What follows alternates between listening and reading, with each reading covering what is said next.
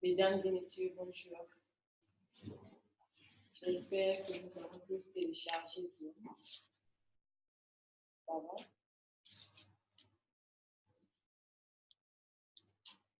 Je suis Claude Averge, journaliste reporter à l'ACI, co-animatrice de l'émission Studio 210.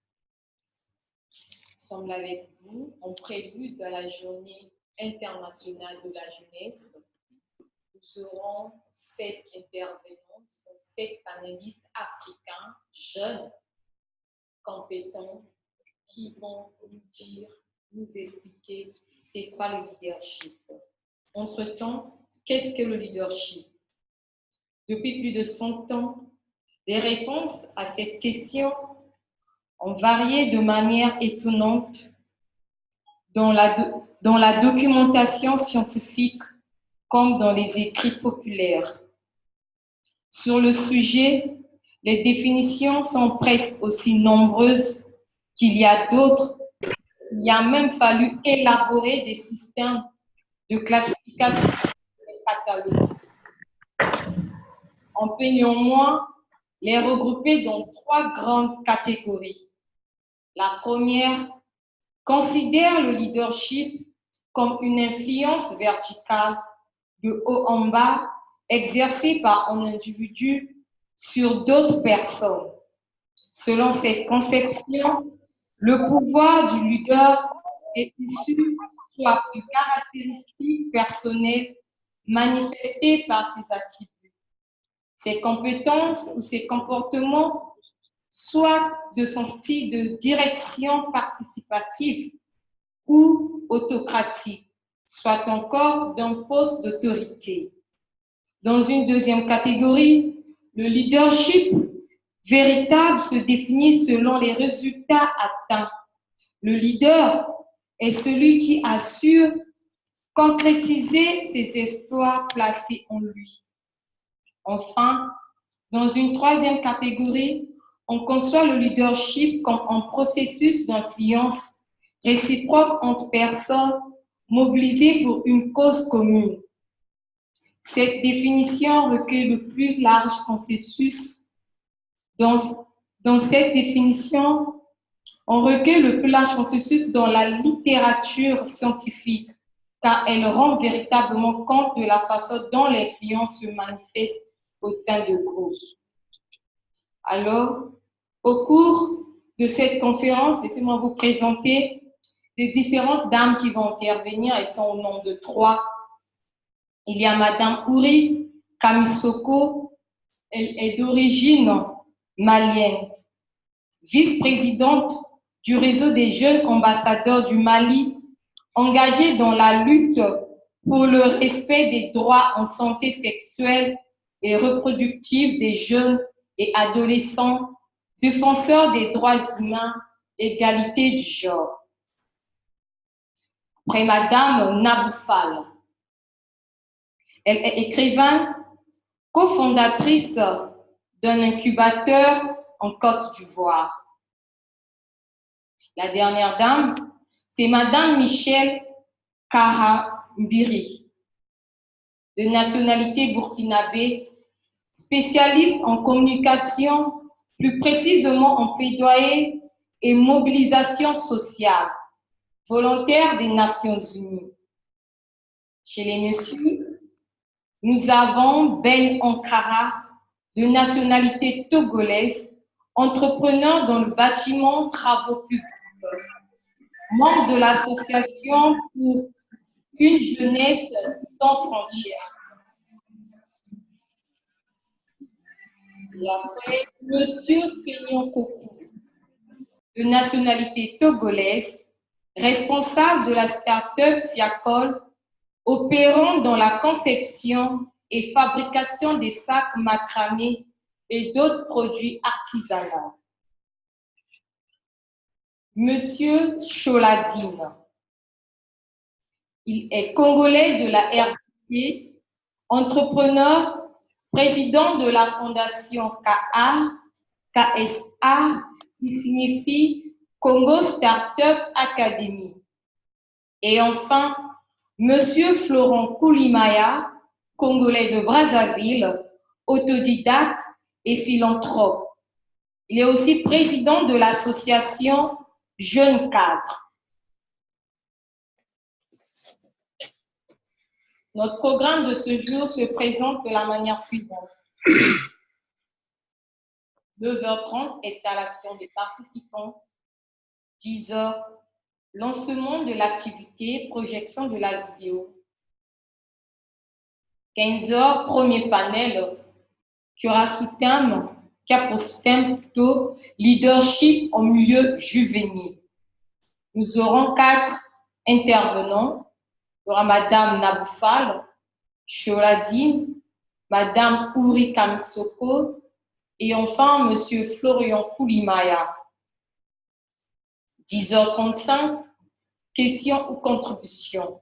Donc, juste après l'intervention de ces 4 panélistes, si vous avez des questions, des préoccupations, une contribution, vous aurez la parole. Ensuite, nous aurons le deuxième panel qui aura pour sous-thème « Impact des actions menées en milieu juvénile ». Là, il y aura partage. Chaque panéliste va nous dire comment il vit le leadership dans son environnement, quels sont les impacts qu'il a eu à mener. Et ensuite, il y aura questions ou contributions. Les assistants, même des panélistes, pourront aussi intervenir. À la fin de la conférence, il y aura une collation.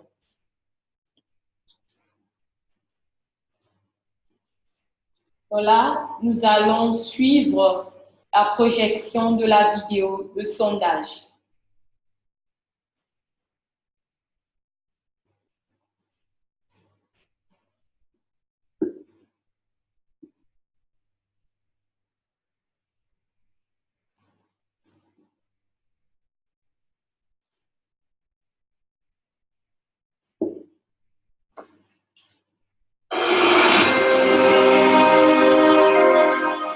Leadership, je pourrais dire à mon humble avis, c'est une influence qui est exercée par une personne sur un groupe donné ou sur une société ou même un groupe de personnes qui peut exercer aussi une influence sur des tierces personnes. On a des leaders d'opinion, si on peut se permettre de le dire, qui sont à la tête de plusieurs associations, de plusieurs mutuelles. Et si on va par exemple dans les quartiers, on a par exemple des mutuelles, les Amis Unis, mutuelles Banapoto, et ceux qui sont à la tête de ces mutuelles-là, généralement, exercent une influence sur les sympathisants de ces associations, de ces mutuelles-là. Maintenant, ça dépend de la vocation, de celui qui est à la tête de la mutuelle ou de celui qui est à la tête de l'association.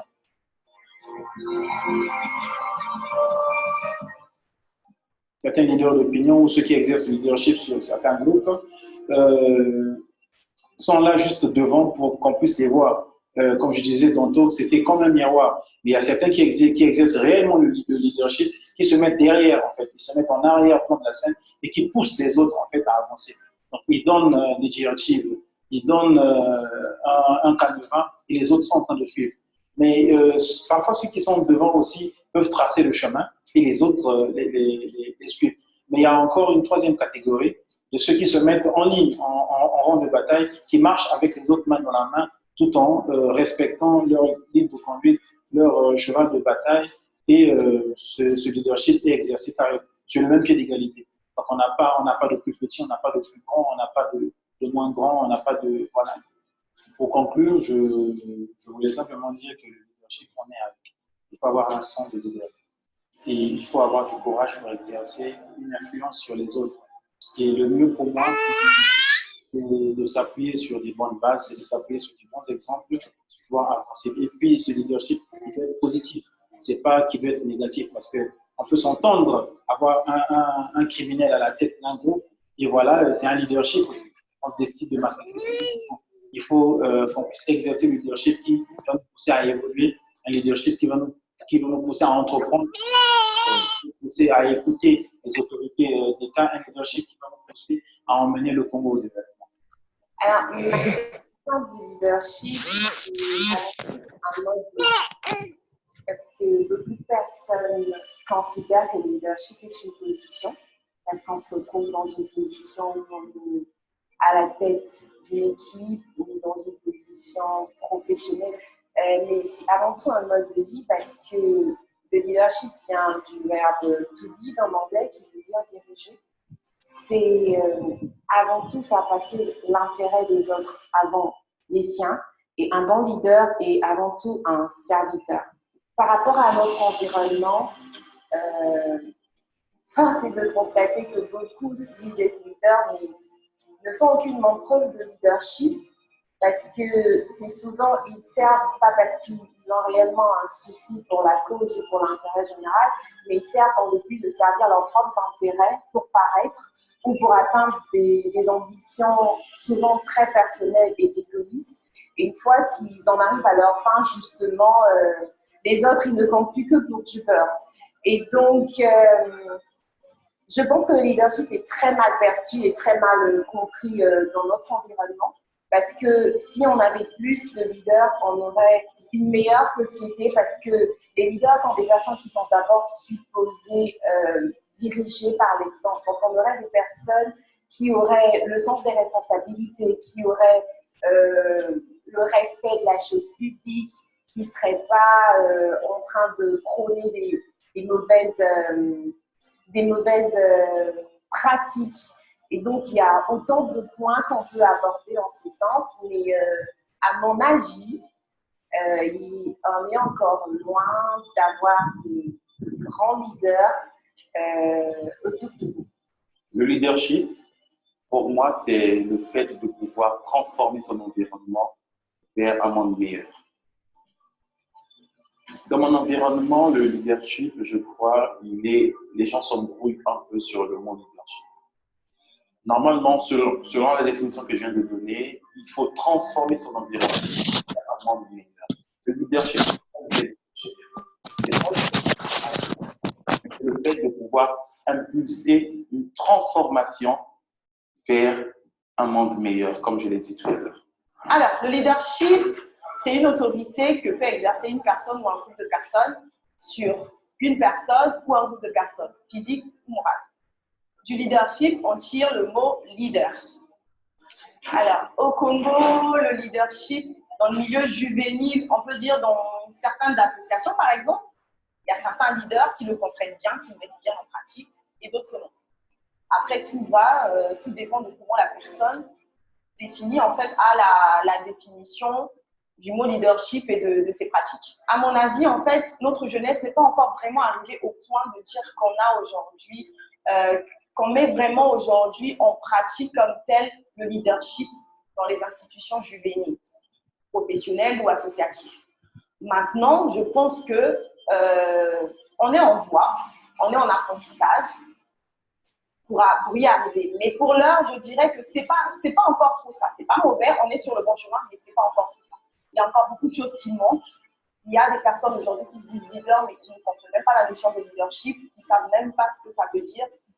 Qu'est-ce que ça engendre? Le leadership, à mon sens, c'est le fait d'impacter positivement son environnement dans lequel on vit dans votre communauté. Un leader, c'est une personne qui a la capacité de diriger, de conduire et d'impacter positivement sa communauté. C'est-à-dire, il est écouté là où il habite. Lorsqu'il parle, les gens les comprennent. Il y a la facilité, il y a l'essence de l'écoute dans la société. Au niveau du Congo, il y a ces sérieux problèmes de leadership au niveau de la jeunesse. Il y en a, on peut noter quelques bons leaders qui existent, mais on n'a pas assez. Souvent, les gens pensent que lorsqu'on est leader, ça veut dire on est là, c'est comme si on est chef. Par exemple, dans une association, il y a ces problèmes de leadership qui se posent. On pense qu'on est chef.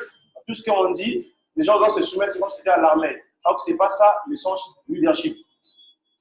Pour moi, le leadership, c'est avoir réussi seul et ensuite entraîner certaines personnes à réussir comme on a réussi et les accompagner dans la marche de la réussite afin d'atteindre le niveau que nous avons déjà. Je dirais que le milieu juvénile congolais n'a pas encore compris le sens du leadership. Les Congolais ont tendance à être des mentors que des leaders. Pourquoi je le dis? Parce qu'on n'accompagne pas.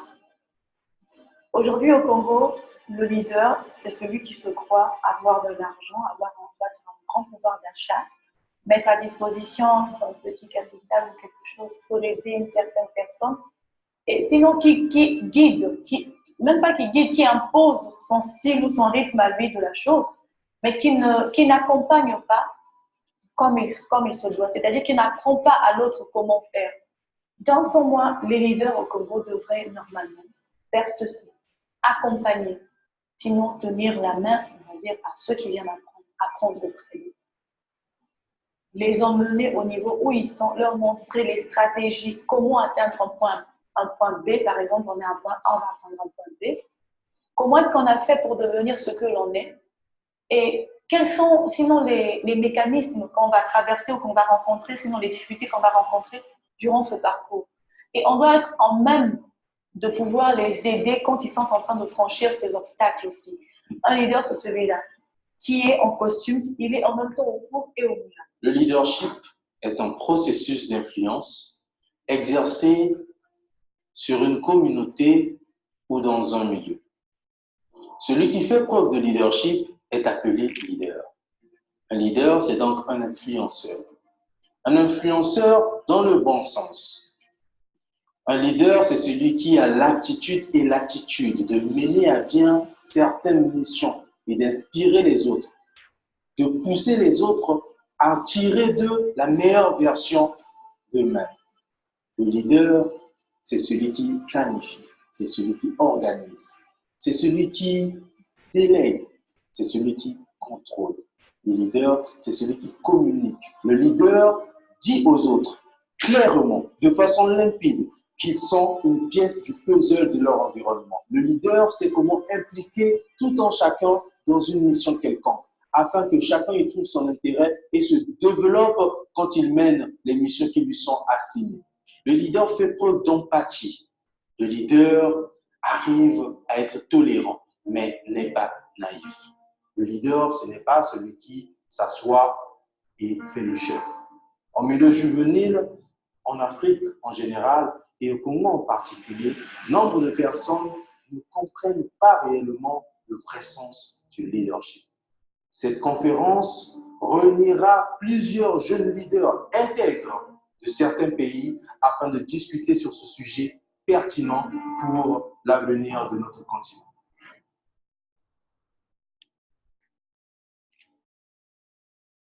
Voilà. Je pense que nous avons tous compris le sens du leadership. À présent, nous allons débuter avec le panel. La première personne à prendre la parole, ce serait Madame Nabfal, et va nous dire est-ce que le leadership est bien mis en pratique dans son environnement? Est-ce une réalité? Madame Nabfal. Alors, bonjour à tous. Bonjour, est-ce que je peux avoir une réponse? Réveillez-vous. Bonjour. Bonjour. Voilà, c'est ça, déjà un peu d'énergie. Bonjour. Alors, le leadership, dans mon cas, je vais prendre un exemple qui va vous parler. La deuxième partie de ma carrière s'est passée à Brazzaville après la guerre. Donc, j'ai eu la chance très jeune d'être directeur commercial et marketing d'une entreprise aujourd'hui, une grosse société de télécommunications au Congo.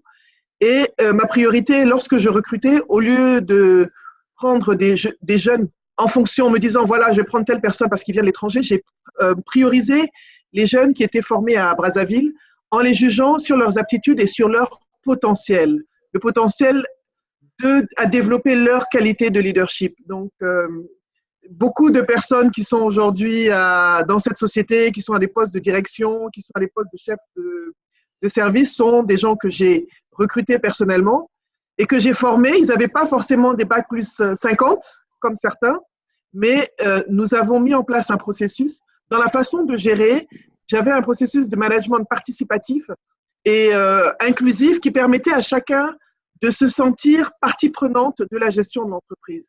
C'est-à-dire, en tant que directeur marketing et commercial, j'invitais à chaque fois mes collaborateurs à se prononcer sur certaines décisions de façon à pouvoir créer des leaders.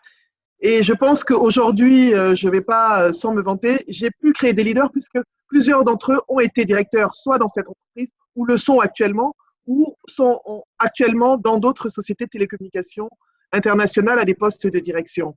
Le leadership, pour moi, contrairement à ce qui a été dit, c'est pas quelque chose qui est inné, c'est quelque chose qui s'apprend à travers ce qu'on appelle des skills, des compétences. Il y a d'abord une compétence qui est extrêmement importante, c'est la confiance en soi. La première compétence d'un leader, je pense, c'est avoir confiance en lui-même. Quand on a confiance en soi, on accepte ses erreurs, on accepte ses manquements et on se forme. On se forme et on s'informe pour être meilleur. Donc, on n'a pas de complexe par rapport à quelqu'un qui connaît plus de choses parce qu'on sait qu'en se formant, on peut en savoir autant, sinon plus. Donc, il y a d'abord la confiance en soi qui est importante, qu'il faut inculquer autour de soi. Deuxièmement, il y a apprendre à s'exprimer. L'art de la prise de parole est extrêmement important. Quand on sait peut-être articuler ses idées dans son cerveau, on doit pouvoir être en mesure de les exprimer de façon à capter notre audience. C'est extrêmement important. La différence entre une personne qui réussit et une personne qui ne réussit pas, ce n'est pas avoir été premier en classe, ce n'est pas avoir été le meilleur à l'université, c'est comment est-ce que je peux exprimer mes idées, exprimer mes projets. Troisièmement, il y a ce qu'on appelle l'intelligence émotionnelle. L'intelligence émotionnelle, c'est la façon de vivre en bonne intelligence avec les autres personnes en tenant compte de leurs émotions, leur façon de penser, leur contexte culturel et respecter ça et surtout s'adapter à son environnement. L'adaptation, la capacité d'adaptation est extrêmement importante. Aujourd'hui, si je suis la meilleure de ma classe, je suis major d'une promotion, mais je suis incapable de m'adapter à différents environnements, je ne risque pas de réussir. Donc, ce sont les différentes composantes que nous inculquons, que j'ai pu inculquer à mes collaborateurs tout au long de ma carrière, jusqu'à ce que je crée mon entreprise il y a une dizaine d'années. Alors là, mon entreprise, je l'ai créée à Kinshasa il y a 12 ans. Et je pense avoir essayé d'utiliser les mêmes caractéristiques, les mêmes recettes pour travailler, que ce soit même avec mes clients, mes concurrents, mon entourage et surtout les jeunes qui travaillaient avec moi et les jeunes qui travaillaient avec mes clients, qui étaient aussi des sociétés de télécommunications. Aujourd'hui, à cause de cet engagement que j'ai vis-à-vis de la jeunesse et de l'Afrique en général, je dirais, je suis cofondatrice d'un incubateur maintenant en Côte d'Ivoire, donc vous verrez que j'ai roulé ma bosse un peu en Afrique. Et au niveau de l'incubateur, nous avons des programmes. Dans ces programmes d'incubation qui sont destinés aux jeunes en général entre 18 et 35 ans, nous avons des formations en leadership qui incluent tous ces différents paramètres que je vous ai décrits, toutes ces différentes formations, ces différentes compétences, ces différents skills qui sont l'art de la prise de parole, l'intelligence émotionnelle, la confiance en soi et surtout la capacité d'adaptation. Aujourd'hui, on ne peut pas présenter son projet, se mettre devant le monde sans pouvoir exprimer clairement ses idées. On ne peut pas réussir dans un environnement si on n'est pas capable de s'adapter à l'environnement, si on n'est pas capable d'avoir une bonne intelligence émotionnelle et comprendre les gens autour de nous. Donc, je dirais que dans plusieurs pays, j'ai eu à donner des conférences de leadership, à donner des formations de leadership, que ce soit au Bénin, que ce soit au Nigeria, que ce soit dans tellement de pays, en Côte d'Ivoire, évidemment, au Gabon, un peu partout. Et je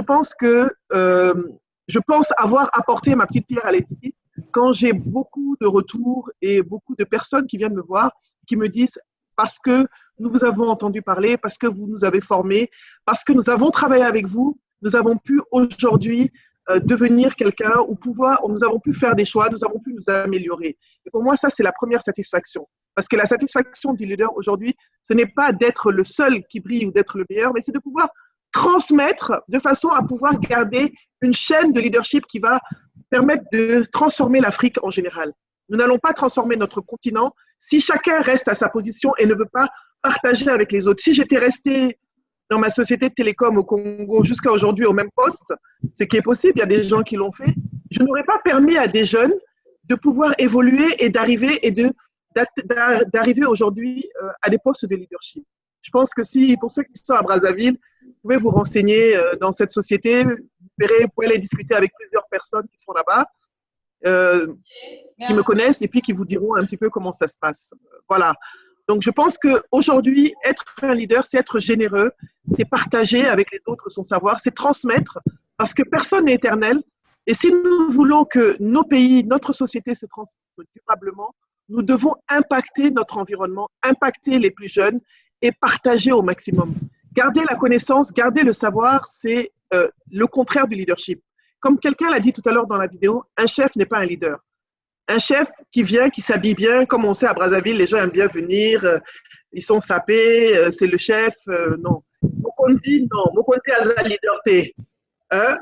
Mokonzi aza leader te. Naïbi saki bino bo yebi, soki oza leader, oza mokonzi te. Soki oza mokonzi, oza leader te. Mais un leader peut être un chef peut être un leader. Ça dépend comment, dans quelle disposition d'esprit il s'adresse à la population ou à son environnement, ou à son équipe, ou à ses pairs. Tout le monde, nous sommes tous des pairs. Il n'y a pas de hiérarchie. La hiérarchie, c'est quelque chose qui a été créé dans le système totalement francophone dans lequel nous avons été élevés, nous avons été éduqués, et qui déforme un petit peu notre modèle de pensée. Alors que dans le système anglo-saxon, aujourd'hui, quand vous allez chez Google, vous ne pouvez pas savoir qui est le patron, qui n'est pas le patron, parce que tout le monde collabore de façon homogène, de façon à ce que l'objectif final, qui est la réussite de l'entreprise, qui est l'atteinte des objectifs communs, soit partagé par les autres. Donc, voilà un petit peu ce que moi j'avais à partager ce matin. Et j'espère que vous allez en faire bon usage et que ça va vous influencer pour pouvoir, vous aussi, exercer un leadership positif et généreux. Merci beaucoup et à tous les leaders, j'attends vos remarques et vos questions. Merci, Madame Naboufal. Madame Yuri Kamsiko. Madame Yuri. Vous me recevez? Oui, bonjour Madame Yuri. Bonjour, vous allez bien? Oui. Ok, super. Je vais d'abord commencer par me présenter et me donner un peu mon parcours. Je suis Uri Kamisoko, actuellement vice-présidente du réseau des jeunes ambassadeurs au Mali. Le réseau des jeunes ambassadeurs est un réseau qui évolue dans la promotion de la planification familiale et la santé de la reproduction au Mali. J'ai intégré ce réseau à l'âge de 16 ans et grâce à mon dynamisme, à mon parcours, et j'ai montré que j'avais vraiment envie de changer la vie des femmes, des filles et des jeunes dans mon pays.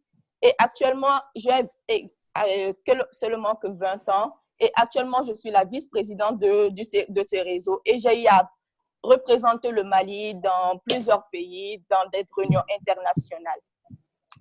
Donc, pour moi, c'est quoi un leadership? On va d'abord définir le mot leadership. Le leadership, c'est une personne qui exerce son autorité sur une personne ou un groupe de personnes. C'est une personne qui a la capacité à entraîner les autres et à les mettre en mouvement, à les motiver. Et c'est l'art d'amener les personnes à accomplir des tâches volontairement. C'est le fait d'influencer le comportement des autres vers des objectifs communs. Et un leader, c'est qui? Pour moi, un leader, c'est celui qui conduit les autres. C'est le meneur, c'est le décideur. C'est pourquoi il est utilisé dans tous les domaines, que ce soit en politique, en économie, sur le plan social, dans la famille, dans les entreprises, dans la communauté. Donc, pour moi, un leader, c'est celui qui a la capacité de créer un monde auquel les autres veulent appartenir. C'est l'homme, vous m'entendez? C'est l'homme de la situation, il est conscient de ses propres atouts, les exploite efficacement et les maîtrise. Pour lui, le mot échec ne doit pas exister, il doit plutôt parler d'erreurs, de lacunes, de leçons apprises, il n'y a pas de peur, il doit accepter les critiques et il doit partager ses expériences pour améliorer son style de leadership et améliorer la vie des personnes aussi qui ont décidé de le suivre. Un bon leader, pour moi, doit avoir confiance en lui. Il doit avoir confiance en lui pour pouvoir donner confiance aux autres personnes de son équipe. Il doit être ouvert d'esprit. Il doit savoir se remettre en question. Il doit être exemplaire. C'est même le principe d'un bon leader. Parce que pour pouvoir guider d'autres personnes, pour pouvoir emmener d'autres personnes vers des objectifs communs, il faut avoir le sens, il faut être exemplaire partout, dans tout ce que tu fais. C'est la personne qui assume ses choix, c'est la personne qui assume ses décisions, qui a le sens du partage, qui délègue, qui offre des opportunités à chaque membre de son équipe, qui motive, qui reconnaît le travail de ses collaborateurs. C'est un bon leader également, c'est quelqu'un qui crée un environnement, qui encourage les membres de son équipe à développer leurs compétences,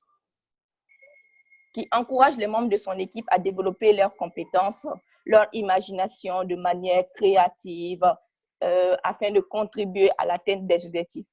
Donc, si nous devons répondre à cette question, est-ce que le leadership est bien appréhendé en milieu juvénile? Moi, je dirais que non.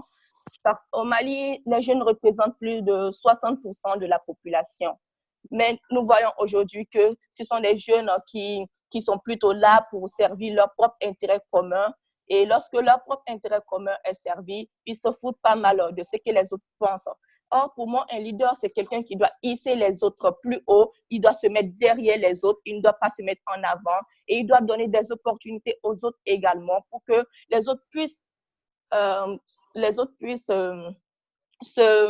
se montrer, se découvrir, connaître des compétences, connaître leurs propres compétences. Il doit transformer le monde, il doit transformer les compétences des autres vers un changement de comportement durable. Donc, un leader, c'est celui qui sait que seul, il ne peut pas grand-chose, mais que l'union fait la force. Et mon dernier message pour les jeunes, c'est de s'informer davantage sur les questions de leadership, car aucune nation ne peut se développer sans sa jeunesse.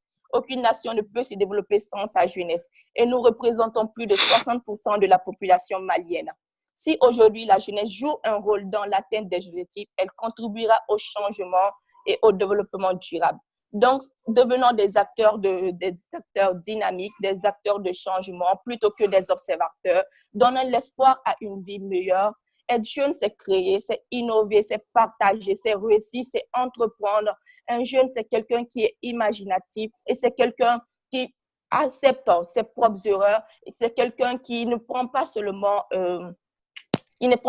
ses intérêts personnels, mais qui guide et qui lutte pour que l'intérêt général de tout le monde puisse être valorisé et puisse être pris en compte. Donc, c'est ce que je voulais vous dire et partager avec vous ce matin. Merci beaucoup. Merci, Madame Yuré.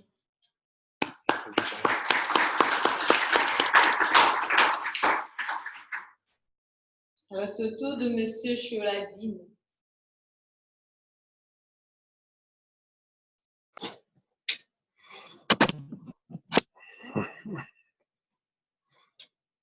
Allô? Monsieur Chola, allô? Oui. Bonjour, est-ce que vous m'entendez? Oui. Vous m'entendez? Très bien, très très bien. Bonjour à tous. Oui, monsieur Dean. Oui, bonjour, vous m'entendez? Oui. Pour vous, quelle est est-ce que vous m'entendez? Oui, oui. D'accord. Bonjour. Ok, bonjour. Donc, moi, je suis Choladine. Je suis initiateur d'une académie de formation de jeunes entrepreneurs. Moi-même, je suis entrepreneur et pour retour en Afrique, je me suis très rapidement rendu compte que ce qui manquait à nos jeunes, c'est justement une formation. Et donc, je me suis investi dedans et aujourd'hui, j'ai initié une grande académie de formation de jeunes entrepreneurs, donc un pré-incubateur. Et mon propos aujourd'hui va être axé justement sur le leadership en entrepreneur parce que les gens qui m'ont devancé, les deux premières dames qui ont été impressionnantes d'ailleurs, je les salue au passage, ont largement parlé de leadership en général, tout ce qu'il y a comme généralité, tous les prérequis ou les qualités d'un leader ou d'un leadership inspirant. Alors moi, mon propos sera axé vers le leadership dans l'entrepreneuriat parce que j'estime que pour comprendre le leadership, il faut savoir les objectifs poursuivis. Qu'est-ce que nous poursuivons en termes de leadership? Qu'est-ce que nous voulons faire? Pourquoi voulons-nous devenir un leader? Alors, c'est pour cela c'est à cette question qu'on doit répondre d'abord. Si on comprend cela, dans l'entrepreneuriat, souvent nous disons, nous observons notre environnement, nous regardons les problèmes qu'il y a et nous devons y apporter une solution. Ce faisant, nous devons montrer quand même des qualités de leader forcément incontestables pour que les gens puissent nous suivre, puissent nous faire confiance, puissent nous prendre comme quelqu'un de crédible puisque nous apportons des solutions. Alors, concrètement, nous, en tant qu'entrepreneurs, moi-même et les autres entrepreneurs, doivent démontrer des qualités de leader. Les qualités ont été définies ont été données par Madame Abou Fall, si je me... donc là, une communication impeccable, c'est-à-dire que vous devez savoir communiquer. Un leader, c'est quelqu'un qui amène des gens d'un point A à un point B. C'est-à-dire que lui-même a déjà sûrement fait le chemin.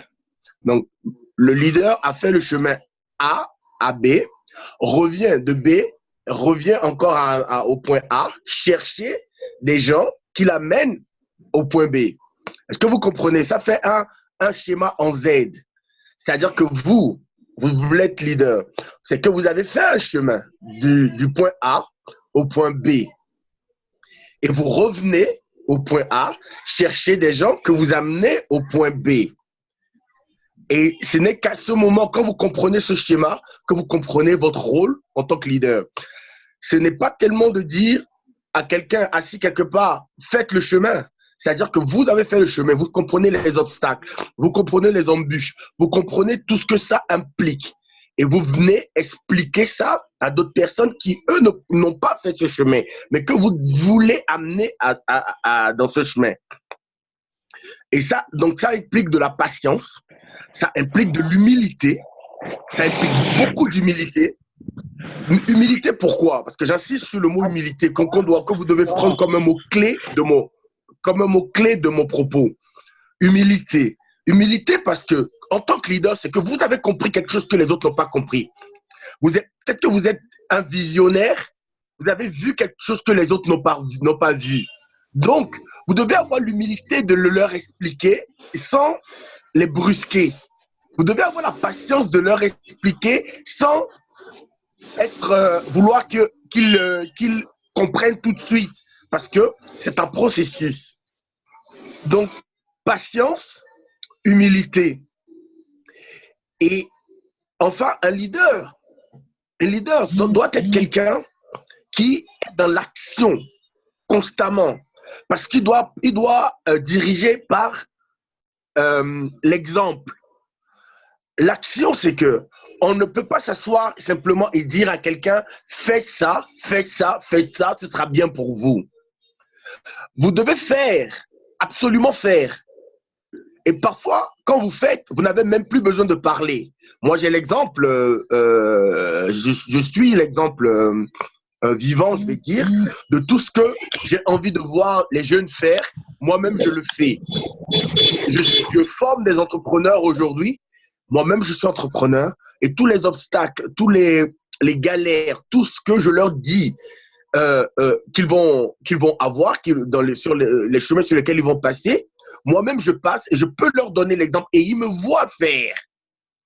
Et donc, c'est beaucoup plus facile de leur dire de faire ce que vous-même vous faites.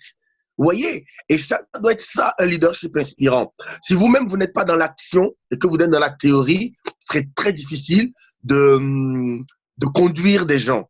Donc, moi, ce que je voudrais faire passer comme message, le leadership doit, un leader, on va dire en général, et un leader africain très en particulier, doit être humble, il doit être patient, et il doit être dans l'action. Et pour conclure mon propos, je voudrais quand même faire une exhortation. C'est-à-dire que nous avons vu nos parents, les leaders, nos devanciers, pour moi, hein, sans vouloir être très accusateur, qui n'ont certains, le résultat est mitigé, on va dire, depuis que nous, on va dire, les pays africains sont aujourd'hui indépendants. Sans vouloir parler de politique, mais nos politiciens, forcément, sont automatiquement nos leaders, même s'ils pas tous répondre aux qualités que nous avons, mais en tout cas, nous les choisissons comme des gens pour nous conduire. Et comme ils n'ont pas, pour la plupart, eu les qualités requises, on a eu des résultats qui sont plus ou moins mitigés, qui sont bons ailleurs et pas bons ailleurs.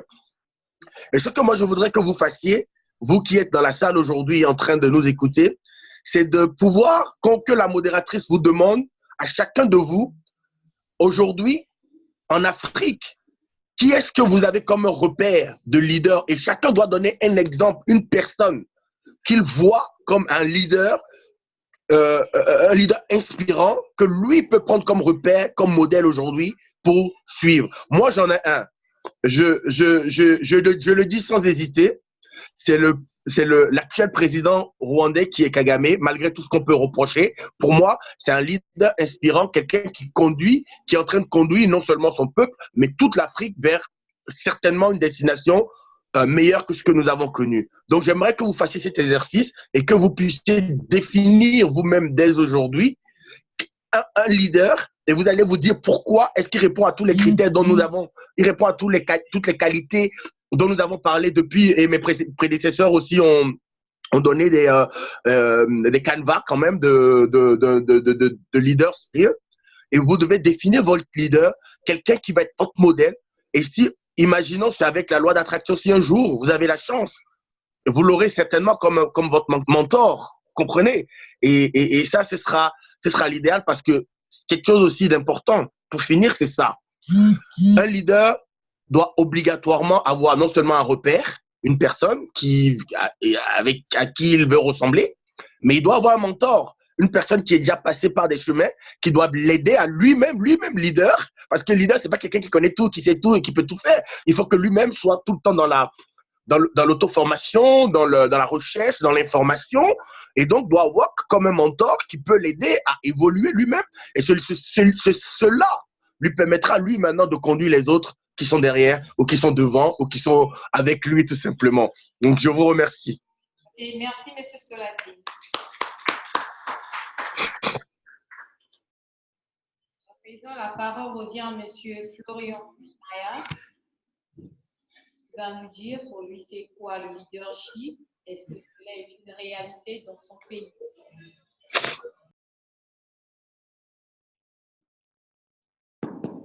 Alors, bonjour encore une fois. Alors, tout d'abord, avant de commencer mon propos, je tiens à vous remercier d'avoir disposé d'un peu de temps pour assister à cette conférence qui, je pense, est instructive, constructive et inspirante pour chacun d'entre nous. Alors, pour ne pas paraphraser les autres, et pour ne pas tirer en longueur, je vais quand même redéfinir le leadership par l'enseignement, qui est un processus d'influence exercée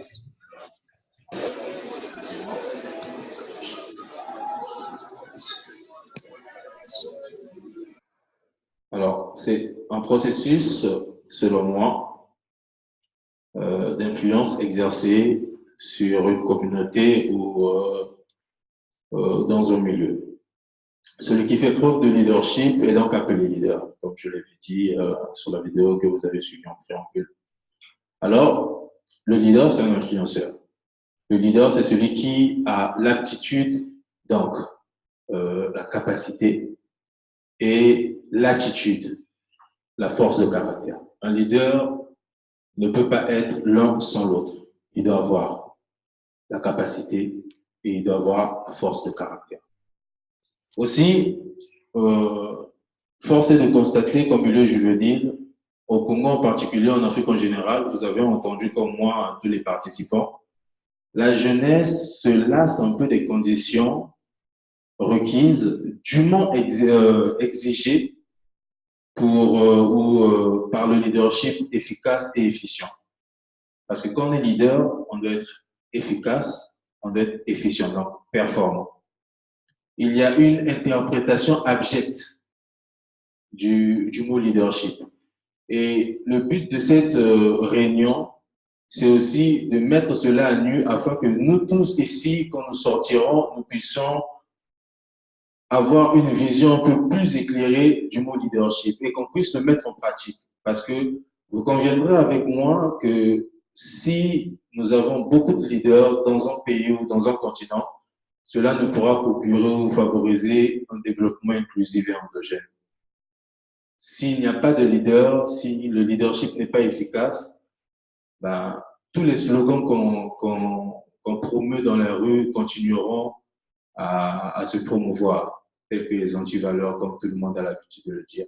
C'est parce qu'il n'y a pas un leadership efficace que ces antivaleurs-là persistent dans notre société. Alors, à mon humble avis, le leader doit se connaître. Il connaît ses faiblesses, il les accepte, il les assume, il connaît ses forces et il cherche à se développer pour avoir plus de force que de faiblesse. Pour moi, le leader, c'est celui qui connaît son environnement. Il connaît les personnes qui le côtoient et il est utile à ces personnes. Ce ne sont pas que ces personnes qui sont utiles à lui, mais lui aussi, il est utile à ces personnes. Le leader, ce n'est pas un draineur de foule. Ce n'est pas celui qui appelle les gens pour venir le soutenir. Le leader, selon moi, c'est une personne qui inspire les foules. OK? Le leader utilise un leadership approprié dans tous les milieux. On n'est pas leader dans nos associations, dans la la société civile, et à la maison, on n'est pas leader. C'est faux. Il faut être leader partout. Quand vous êtes leader, vous devez être aussi leader à la maison.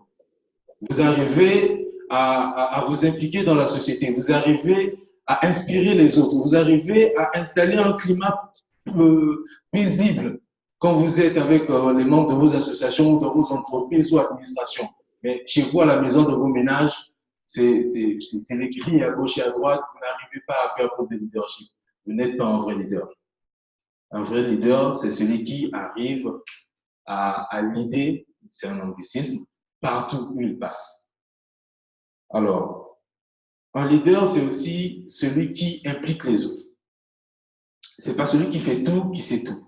C'est celui qui prouve aux autres, ou sinon les fait comprendre aux autres que vous êtes une pièce du puzzle du développement, ou sinon de la réalisation des projets que nous avons au sein de notre organisation. Vous conviendrez avec moi que si vous ne vous sentez pas impliqué dans une mission quelconque, vous viendrez si vous le voulez. Si votre humeur vous permet, vous viendrez. Mais si vous savez, si vous êtes conscient que si je ne suis pas là, il y a un trou qui sera là, ben vous viendrez. Le leader, c'est ça son rôle. Il implique les autres. Il donne cette motivation aux autres afin qu'ils puissent se donner sans coercition dans une organisation ou dans la quête d'atteinte d'une mission. Le leader, comme l'a dit mes prédécesseurs, il est exemplaire, c'est un modèle. À mon humble avis, il est coach, il est mentor et il est aussi manager. Il n'est pas juste manager, il n'est pas juste coach, il n'est pas juste mentor, mais il est tous les trois. Aussi, je rajouterais que le leadership, ça peut aussi être comparé au talent. Vous pouvez être leader, mais si vous ne le développez pas, ben, votre leadership ne sera pas congruent, si je peux le dire ainsi. Je vous donnerai un exemple simple. On peut prendre l'exemple même dans le domaine du football de Cristiano Ronaldo. C'est un leader, pourquoi? Parce qu'il a le talent, mais tous les jours, il s'entraîne, il apprend. Ce sont les qualités que doit avoir un leader. Le leader, c'est un sempiternel apprenti. Il est toujours à la quête de l'information. Et ces informations, il transmet aux autres. Il ne garde pas ces informations pour lui. Alors, il y a aussi une chose qui est très importante. Un leader est reconnu par, ou sinon, je peux le dire, la capacité d'un leader est reconnue par le legs qu'il laisse après lui. Il y a un problème aussi au milieu ou sinon dans notre société. Quand le leader n'est plus là, la structure est morte. Vous n'êtes pas leader. Vous êtes leader si vous arrivez à transmettre. Et quand vous vous en allez, il y a des gens qui peuvent vous prendre le flambeau et continuer la mission. Mais si vous partez que la mission, ça veut dire que vous n'êtes pas leader. Vous étiez là juste pour Ce sont des choses que nous savons, mais souvent nous ignorons. Mais ce sont des conditions sine qua non pour notre développement personnel et pour le développement de notre société. Parce que si on ne met pas cela en pratique, ben, on ne pourra pas se développer et notre société continuera à être gangrénée. Alors, c'est tout ce que j'avais à dire sur le leadership. C'est tout ce que j'avais à dire sur le leadership. Donc, comme je vous l'ai dit, sincèrement, très cher homologue jeune, chers frères, c'est très pertinent maintenant que nous puissions mettre en pratique les valeurs, les notions de leadership.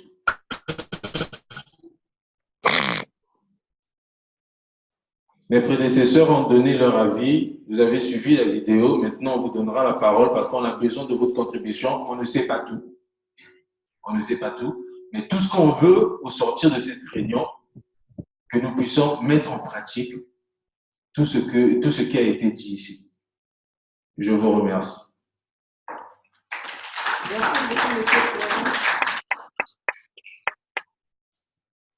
Merci.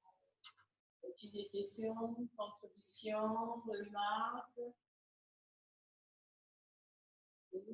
Alors, ceux qui sont en ligne peuvent cliquer sur l'option « Lever la main » s'ils ont une contribution. Nous pourrons voir ici et on vous donnera la parole. Merci. Moi, c'est Madame Goulbano, Sultan. J'ai eu à travailler aussi dans un domaine où il fallait pousser les autres.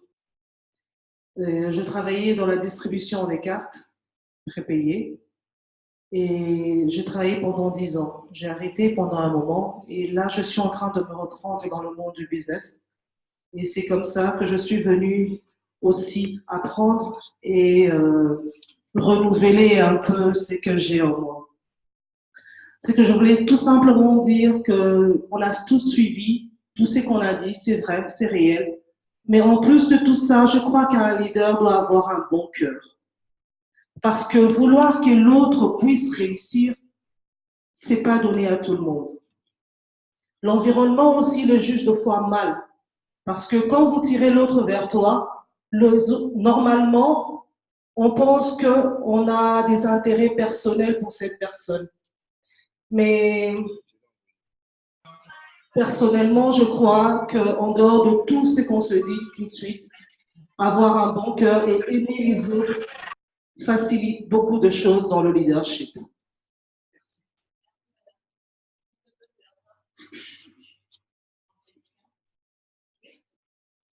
Merci. Michel Christian Coutila. Je suis à la base fonctionnaire, ça c'est ce que je fais. Mais je suis aussi dans des mouvements associatifs, politiques et la société civile aussi. Et toujours aussi dans des secteurs des activités lucratives, c'est-à-dire que se créer un leadership, je dirais, d'affaires. Voilà. Maintenant, j'interviens ici parce que d'abord, j'aimerais saluer l'initiative. Merci, c'est très bien ce que vous faites déjà. Pour moi, j'ai été invité par un ami et il m'a envoyé le texto hier, donc je n'ai pas eu le temps vraiment de me préparer. Mais la thématique étant assez d'actualité, donc je voulais quand même dire quelque chose concernant le leadership, surtout au milieu de jeunesse. Bon, le leader, comme tout le monde l'a dit, et c'est vraiment cela. Un leader, pour moi, j'ajoute qu'un leader, c'est une étoile. L'étoile autour de laquelle gravitent d'autres étoiles. Un leader, ce n'est pas seulement celui qui pense être le nombril du monde, hein, c'est-à-dire du genre, j'ai la possibilité de leur donner ceci, c'est ce qui fait de moi la personne incontournable dans un milieu.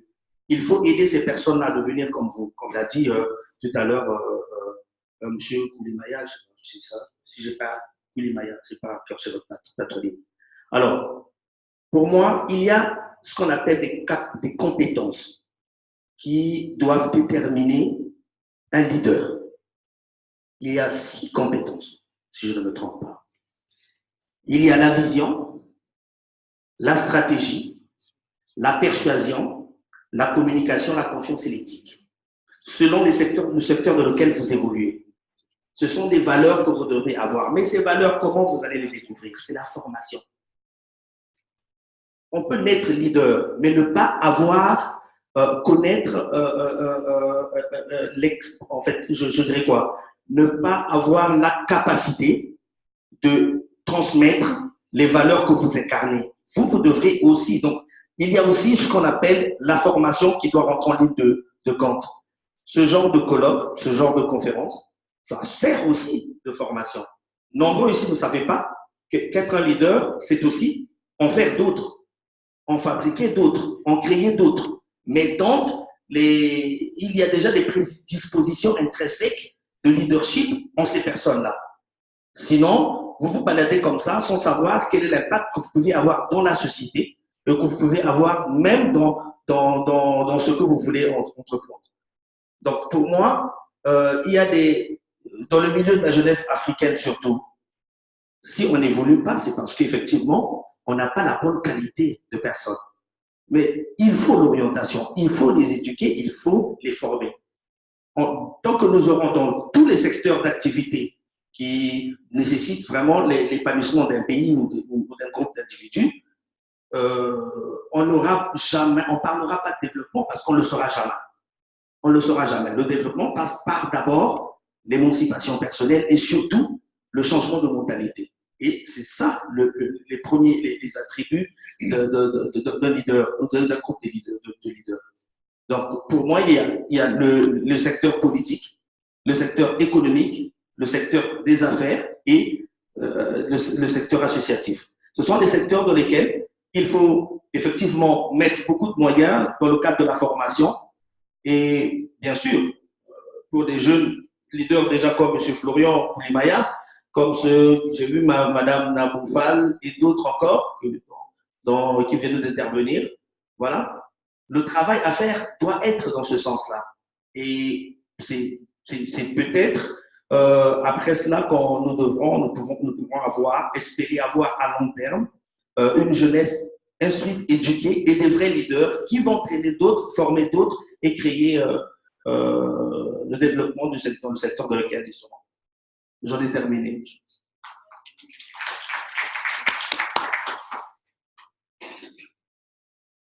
Donc, nous allons aussi permettre à ceux qui nous suivent en ligne d'intervenir et d'autres pourront intervenir sur les réseaux sociaux, la page Facebook, sur Zoom, la technique.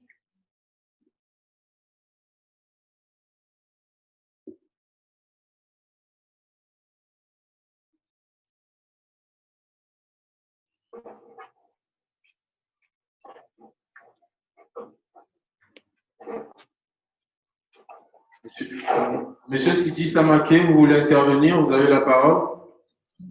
Ok, merci beaucoup. Franchement, je remercie les différents intervenants pour leur intervention. Je suis Sidi Samake du Mali, je suis géographe de formation, membre de beaucoup d'associations de jeunes. Je évolue dans les bénévolats depuis plus de 6 années de cela. J'ai écouté avec attention les différentes interventions. Et ce qui m'a surtout marqué, c'est l'aspect qui a été évoqué quant à la transmission du leadership. Et en tant que leader, il faut savoir quand même communiquer, chose qui a été évoquée par Mme Naboufal. Et surtout, M. Florent a mis surtout l'accent sur la formation. Aujourd'hui, nous remarquons en milieu juvénile que lorsque déjà un leader commence à émerger, on a tendance à oublier ceux-là qui nous ont servi d'escalier pour monter. Il faut souvent que le leader se dise que notre vision est à partager avec le groupe que nous conduisons. Et ce groupe doit avoir pour objectif d'arriver à un but commun. Et ce but commun, c'est de l'amener à bon port. Et on remarque aujourd'hui que lorsqu'un jeune commence surtout à avoir une opportunité à lui seul de voyager à travers le monde et représenter la jeunesse de son pays, ça devient une sorte d'habitude à ne pas surtout laisser les autres vraiment le ressembler. Un leader doit servir d'exemple en amenant les autres surtout à faire ce que vous avez réussi à faire. Parce que certainement, lorsqu'on a eu des opportunités, c'est via les associations et mouvements de jeunes. Et l'objectif, c'est de permettre à ce que, dès votre départ déjà, qu'on puisse sentir que le travail que vous avez mené a servi vraiment à influencer d'autres aussi, à agir dans le même sens. Et sur ce plan, il va falloir que les leaders se forment davantage, que les leaders communiquent beaucoup et que les leaders se fassent entourer par beaucoup de compétences. Et c'était la petite contribution que je voulais faire. Franchement, je vous remercie de nous avoir donné l'opportunité de participer à cette conférence. Merci. Merci, merci Monsieur Sidi. Alors, je rappelle aux intervenants en ligne pour des questions de temps. Le temps nous est imparti. Vous avez 1 minute 30 ou sinon 2 minutes maximum pour intervenir. Monsieur Sorofing, est-ce que vous êtes là? Vous voulez intervenir?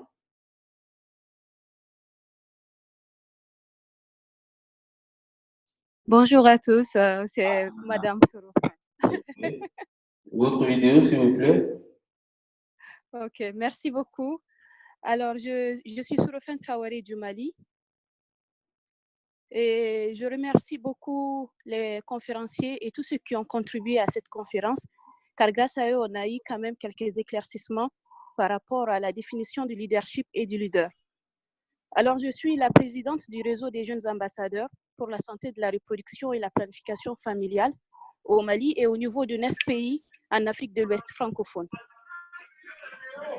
Donc, pour moi, la contribution que je voulais donner, c'est surtout par rapport au fait que, à mon avis, nous sommes tous nés leaders. Chacun d'entre nous sommes nés en tant que leader. Parce que j'ai déjà entendu quelque chose avec qui je suis très, très d'accord. Le fait que chacun de nous, à la naissance, parmi les spermatozoïdes, c'est surtout le spermatozoïde leader qui nous a formés et ce qui fait de nous des leaders de la naissance. Mais il faut savoir bien exploiter ce leadership.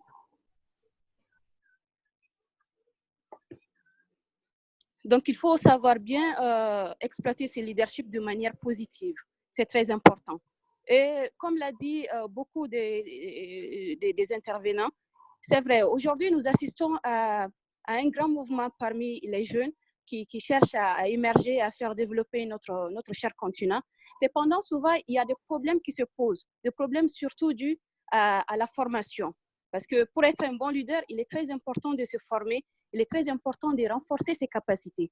Parce que le leader est amené à donner un bon exemple dans la société et aussi dans le groupe qu'il dirige. Donc, un bon leader est, selon moi, celui qui accepte de se faire former, celui qui accepte de donner, parce que le fait d'avoir l'expérience en est un autre, mais le fait aussi de partager cette expérience avec les autres, c'est là le bon sens du leadership. Le leader, c'est celui qui accepte vraiment de donner tout ce qu'il a comme expérience aux autres.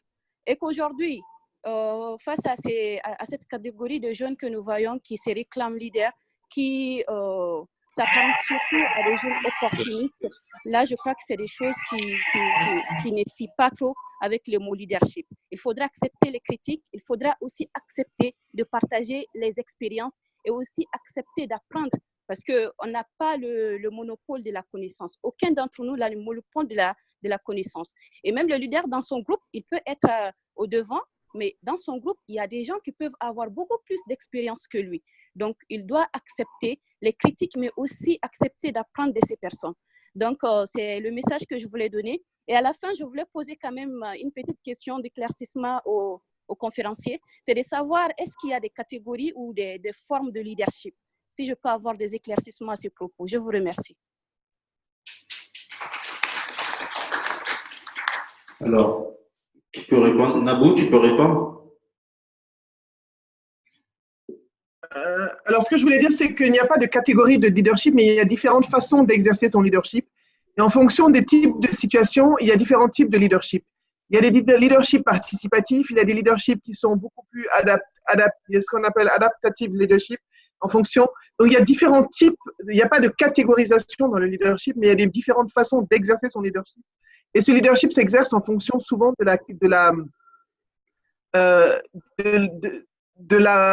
caractère de la personne, pardon, c'est ce que je voulais dire, du caractère de la personne. C'est-à-dire une personne qui est plus ouverte, va exercer son leadership d'une certaine façon, qui sera beaucoup plus participatif. Une personne qui est plus réservée va l'exercer différemment. Donc, il n'y a pas de catégorisation de leadership, mais il y a plutôt différentes façons d'exercer le leadership.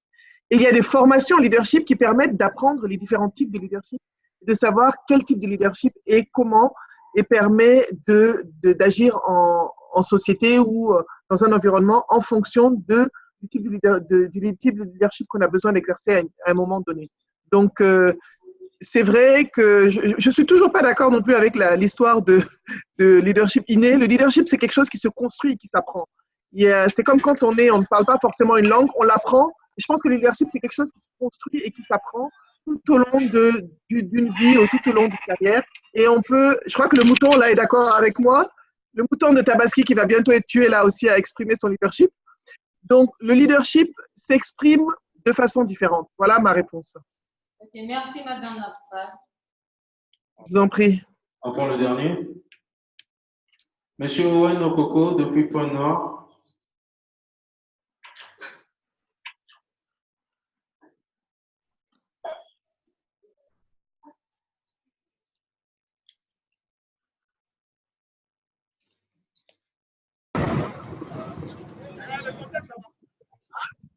Super. Allô? Oui, je vous entends. On vous entend. Vous pouvez Ok. Il n'y a pas trop de bruit, il n'y a pas compris. Bien vous écouter, s'il vous plaît. Ah, ok. Il y a toujours du bruit? Ok, allez-y, on vous entend. Ok. Bonjour. Moi, c'est Owen Okoko. Je suis connecté depuis Pointe-Noire ici. Donc, j'ai vraiment aimé les interventions et d'apprendre les différents intervenants et les panélistes qui ont parlé. En fait, pour ma part, j'allais insister sur une chose souvent. C'est que quand on parle du leadership, il y a une chose qui doit être clairement associée à ça, c'est comment est-ce que nous parlons au nom de notre communauté. Généralement, des fois, il nous arrive la plupart du temps de penser à faire des choses pour nous-mêmes. Mais il y a une chose c'est très intrinsèque au leadership, c'est faire des choses pour sa communauté, les gens autour de soi. Et comment est-ce que ce qu'on fait a de l'impact sur les autres? Je crois que beaucoup des intervenants ont parlé là-dessus. C'est cet anglais-là du leadership, des fois, qui manque dans nos communautés. Il y en a des différents individus qui en sortent, qui en parlent souvent.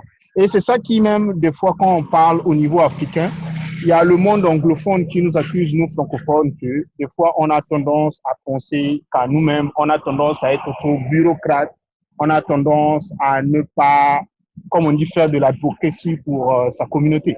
C'est cette partie-là du leadership que, de ma part et dans toutes les choses que je fais au quotidien, que j'aime des fois insister. Et dans ces conférences-là, j'aime des fois encore entendre qu'on insiste là-dessus. Donc, des fois, c'est cette question que j'allais poser. De tout ce que nous avons dit aujourd'hui, qu'est-ce qu'on peut mieux faire pour qu'on puisse faire comme de l'advocacy pour nos communautés? Nous, en tant que francophones, en tant que Congolais, Maliens, Ivoiriens, toutes les nationalités rassemblées ici. Quelles sont peut-être les pratiques ou les lessons learned qu'on peut partager pour mieux parler au nom de sa communauté, quoi. Merci.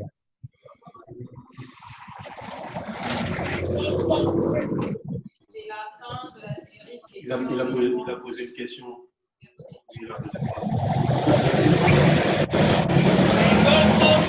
D'autres sens, s'il vous plaît. Oui, comment?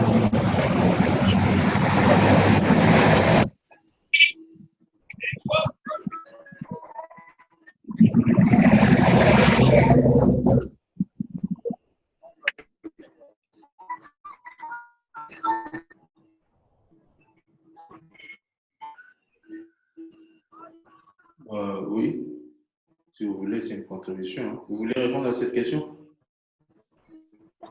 Alors, M. Choula? Oui. Est-ce possible de répondre à sa question? Oui, mais j'ai pas très bien entendu. Je crois qu'il y avait un problème de son.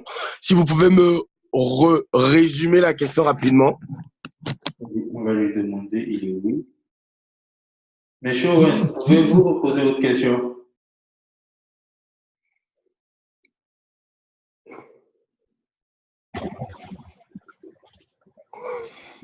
Oui. Allez, vous m'écoutez là? Oui, là, je vous entends. Ok, en fait, ce que je disais, en fait, qu'est-ce que nous, en fait, francophones, que nous, des fois, on reproche qu'on est trop singulière, on ne parle pas assez pour notre communauté quand souvent dans les meetings ou dans différentes interactions. Qu'est-ce que nous, francophones, qu'est-ce que nous pouvons faire? Est-ce qu'il y a des lessons learned que vous pouvez partager pour qu'on puisse être à même de mieux toujours faire l'advocacy pour nos communautés, pour les gens autour de nous, pour pour ce bénéfice-là. Très bien. Là, j'ai compris. Alors, ça, c'est une question excellente, en fait. Hein. Et je suis très ravi, très content de répondre à cette question pour deux raisons. La première, et qui sera la réponse, les réponses à votre question. Tout d'abord, pour faire de l'advocacy pour votre communauté, il faut commencer à comprendre votre communauté. Le vrai problème de nous, les Africains francophones, c'est que nous ne comprenons même pas notre communauté. Pourquoi? Souvent, dans un pays africain, francophone pour la plupart, vous allez comprendre qu'il y a 80% de ruraux et 20% de citadins, d'urbains. Et les urbains, les 20 petits pourcents prétendent parler au nom des 80% qu'ils ne connaissent même pas. Parfois, ils méprisent parce qu'ils se disent, ok, ces autres-là, bon, ils sont pas assez développés pour nous, ils sont pas assez civilisés parce que nous, on est à mi-chemin entre l'Européen et l'Africain, et donc eux sont encore un peu dans leur milieu. Et ce que moi, je devrais recommander à tout leader, c'est de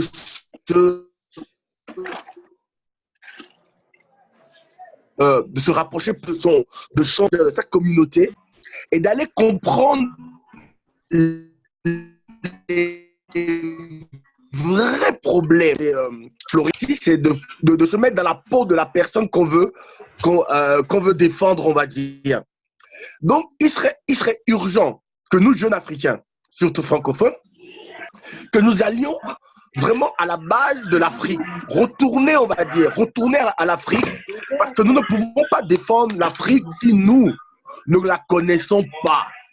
Et connaître l'Afrique veut dire reconnaître sa culture, se reconnecter à sa culture. Je ne dis pas d'aller vivre toute sa vie au village, mais aller comprendre les vraies problématiques des ruraux.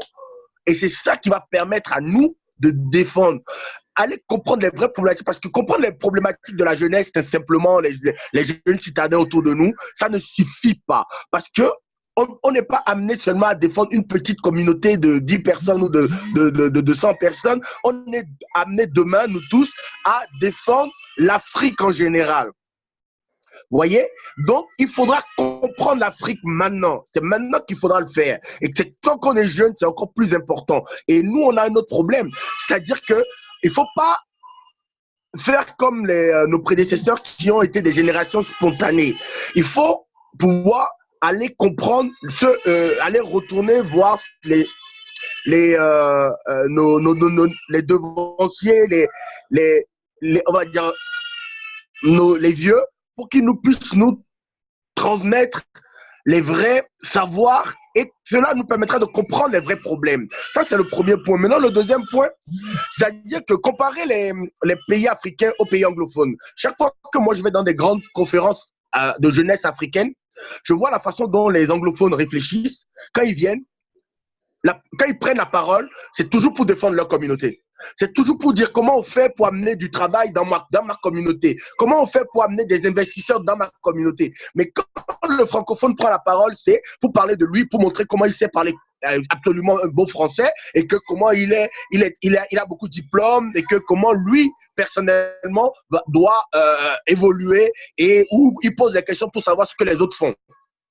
Alors qu'un anglophone va straight forward, straight to the point. Il va directement au point en disant, moi, je ne suis pas là pour moi, je suis là pour défendre ma communauté. Et c'est cet exemple que nous, les Africains francophones, nous devons avoir en tête. Ça doit être systématique. Quand on prend notre avion et qu'on doit aller dans un sommet, on sait d'avance que ce n'est pas pour nous qu'on y va, c'est pour dire ce qui va bien chez nous et ce qui ne va pas bien, de sorte à ramener des solutions et profiter de notre contact avec les autres pour ramener de la solution. Donc, ce que moi j'aimerais dire concrètement pour répondre à cette question, pour conclure, c'est de dire que on doit faire deux choses.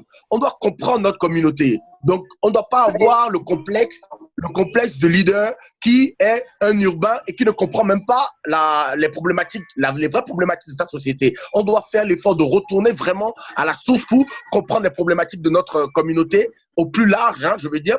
Et puis, une fois qu'on doit faire cette advocacy, on doit être dans un état d'esprit de l'advocacy systématique. D'accord? Voilà, merci.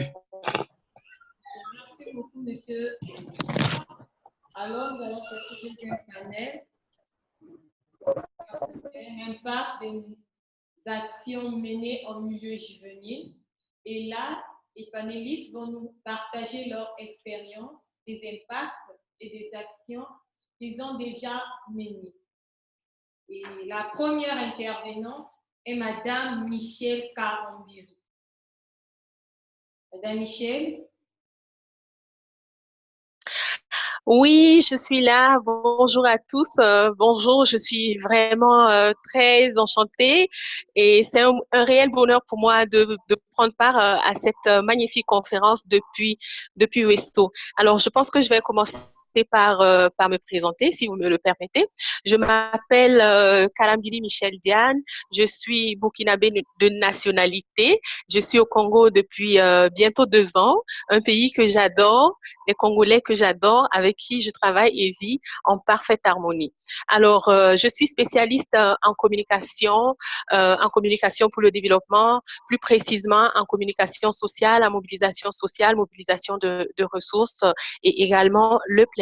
Je suis présentement volontaire des Nations Unies et je travaille au programme des Nations Unies pour la population, au FUNIAP. Voilà, une belle agence qui aussi travaille dans le domaine à promouvoir le leadership des jeunes afin que chaque jeune, surtout africain, puisse véritablement développer son potentiel.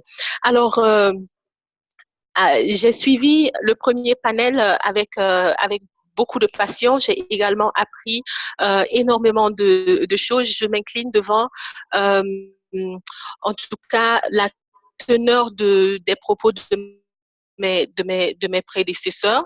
J'aimerais partager mon expérience qui n'est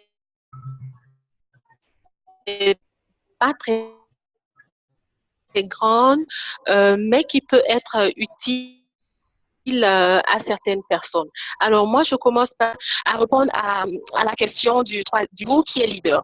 Non seulement j'ai des modèles de leader, parce que je ne suis pas née du tout avec une cuillère en or. J'ai dû me battre au quotidien et je continue d'ailleurs de le faire pour m'affirmer, pour avancer aussi bien dans la vie sociale que dans la vie professionnelle. J'ai encore beaucoup de chemin à parcourir, certes, mais ce que j'ai déjà parcouru pourrait aussi inspirer la jeune génération. Alors, étant née dans un tout petit village du Burkina Faso, où mon père était infirmier, juste après l'école, déjà à l'école primaire, pendant les vacances, j'ai appris à me débrouiller pour également aider les parents, à me débrouiller pour voilà, aider les parents à gérer aussi le quotidien. À gérer les enfants, à gérer la scolarité, à prendre soin de mes petits frères. En ce temps, je ne pouvais pas connaître forcément le bien fondé. Mais aujourd'hui, je suis vraiment redevable de tout ce que j'ai pu accomplir.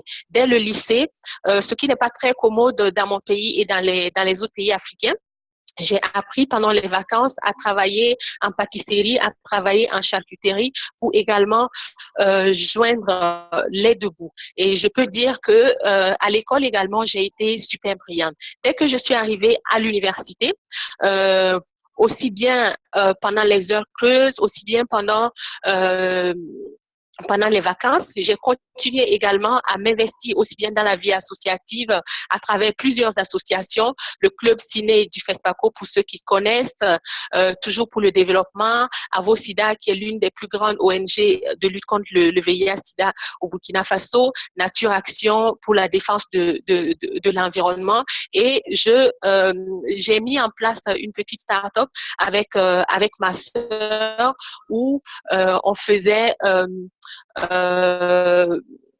on vendait la pâtisserie, bien sûr, pour ceux qui avaient des anniversaires, des mariages, ainsi de suite.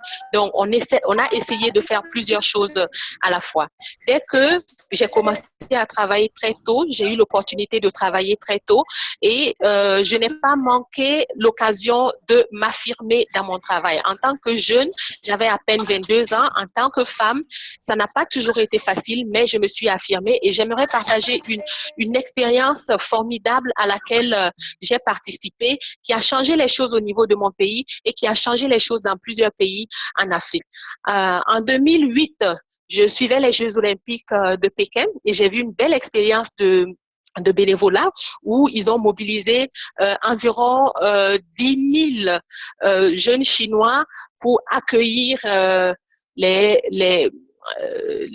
participants à ces Jeux olympiques. Et moi, je travaillais dans un programme qu'on appelait en son temps le Programme national de volontariat. Alors, j'ai écrit un micro-projet que j'ai présenté à mon directeur pour pouvoir engager la jeunesse burkinabé, la jeunesse africaine également pour des causes aussi nobles. Donc, ce projet, je l'ai personnellement écrit, je l'ai personnellement conduit, qui est arrivé jusqu'au sommet, jusqu'au niveau du chef de l'État, qui a suivi les spots publicitaires à la télé et qui a cherché à rencontrer ces milliers de jeunes bénévoles qui ont travaillé pour le cinquantenaire de l'indépendance de mon pays, qui ont travaillé pour le FESPACO et pour toutes les activités en tout cas d'envergure nationale, qui se mobilisent de façon systématique pour apporter leur appui, soit en donnant l'information, soit en assurant la salubrité ou en assurant la sécurité routière. Aujourd'hui, ce projet s'est d'ailleurs formalisé avec la commune et quand je passe dans les rues de Ouagadougou, du Mali, même ici, on a lancé au Congo le programme des jeunes volontaires. J'ai une petite satisfaction. Et j'aimerais dire, j'étais très jeune, j'avais à peine 23 ans et j'ai proposé ce projet qui a été applaudi par toute la nation et on a aussi repliqué dans plusieurs pays où j'ai également pu présenter cette expérience. J'ai reçu également les félicitations de plusieurs organisations nationales et internationales. La deuxième chose que je voudrais également partager, c'est que j'ai toujours évolué dans le domaine du bénévolat. Pour moi, un leader doit être humble, un leader doit être un exemple dans la société. Un leader, ce n'est pas celui sur lequel il y a toujours les feux des projecteurs. Il y a des gens qui travaillent un peu dans l'ombre et dès que le peu que j'avais, Naboufal l'a dit, les autres intervenants également l'ont dit, j'ai appris à partager, à être généreuse pendant les fêtes, les fêtes de fin d'année, au lieu de festoyer comme tous les jeunes. Nous avons constitué une petite communauté avec les amis où on donnait à manger aux policiers qui assuraient la sécurité routière du pays, aux sapeurs-pompiers également qui travaillaient d'arrache-pied de nos poches. On s'organise de façon spontanée, on fait la collecte que nous partageons. Alors, c'est également une expérience que je voulais partager. Les intervenants ont fait comprendre qu'un leader devait être généreux. On ne doit pas tout garder pour soi, on doit pouvoir partager, avoir une solidarité agissante comme nous l'ont appris nos valeurs africaines et nos valeurs humaines. Une troisième expérience rapidement que j'aimerais partager. Très jeune, je me suis investie dans le domaine de la consultance. voilà, je me suis dit, ce que j'ai étudié, ce que je sais le mieux faire, c'est naturellement la communication. Et il était important de pouvoir partager avec les puinés, avec la jeune génération, ce que je savais faire. Alors, j'ai commencé à postuler dans des organisations internationales en tant que consultante individuelle et j'ai pu décrocher pas mal de marchés.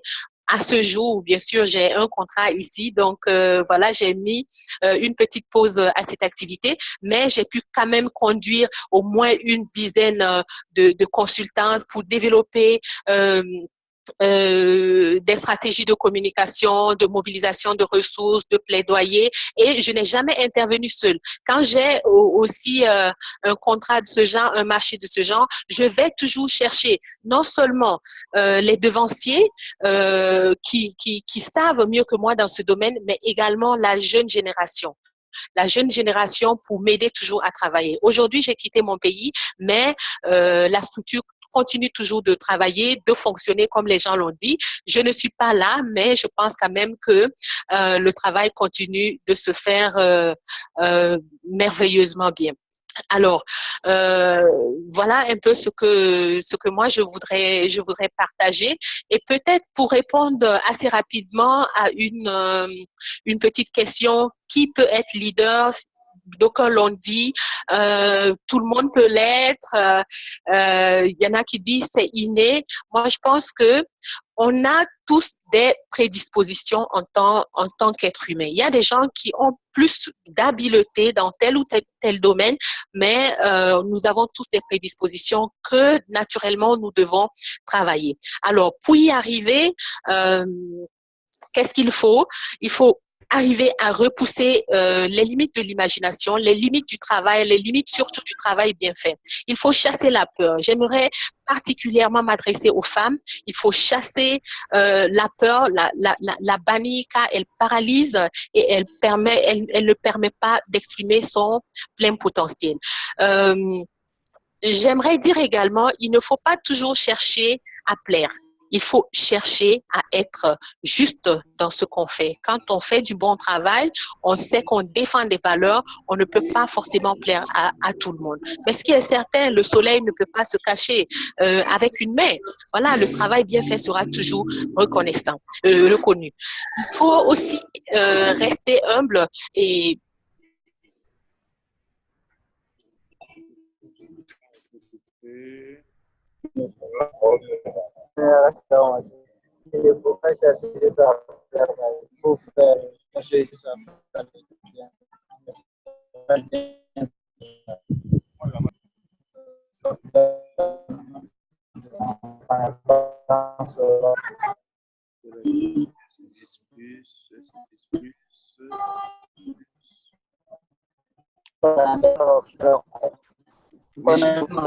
Tu peux réactiver ton son, s'il te plaît.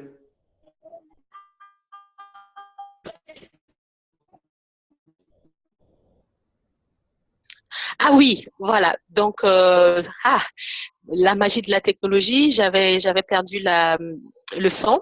Voilà, je disais tantôt, voilà ce que j'ai pu partager comme expérience, ce que je peux partager. J'aurais pu en dire plus, mais bon, faute de temps, celui qui parle doit avoir pitié de ceux qui écoutent. Voilà, donc moi, j'aimerais simplement dire, pour être un leader, il faut repousser les limites de son imagination, les limites du travail, chasser la peur de son quotidien, ne pas forcément chercher à plaire, chercher surtout à être juste et à être conséquent avec soi-même, rester toujours humble, garder ses valeurs intrinsèques humaines, ses valeurs intrinsèques africaines et bannir du quotidien toutes les expressions négatives, non à ce qui est simple, je ne peux pas, je ne veux pas, je ne sais pas, voilà, ou quoi d'autre pour pouvoir aller de l'avant. Aujourd'hui, on parle de plus en plus de dividendes démographiques. Je profite de lancer un appel à cette jeunesse africaine. Voilà, nous sommes une génération qui doit arriver à tirer profit du dividende démographique. Le dividende démographique qui correspond à la croissance économique potentielle liée à l'évolution de la pyramide des âges d'une population, principalement lorsque la proportion de la population active de 15 à 64 ans est supérieure à celle des populations n'étant pas ou n'étant plus en âge de travailler, c'est-à-dire les 14 ans et moins et les 64 ans et plus. Voilà, plusieurs intervenants l'ont également. La jeunesse mondiale, le monde n'a jamais été aussi jeune qu'à nos jours, qu'au XXIe siècle. Donc, il faut que la population puisse tirer pleinement profit du potentiel des jeunes et pour ce, il faut que les jeunes eux-mêmes prennent leur bâton de pèlerin et aillent de l'avant comme ces jeunes leaders qui nous suivent un peu partout de l'Afrique depuis la salle de conférence de l'UNFPA. Merci à tous. Merci. Merci à tous. Monsieur Benakra.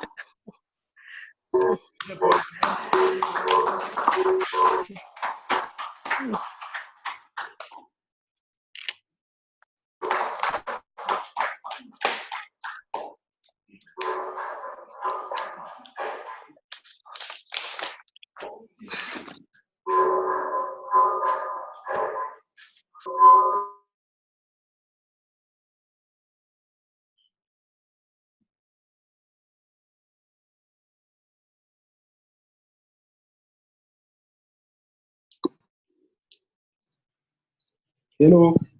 Vous me recevez? Oui, bonjour. Bonjour. Hello tout le monde.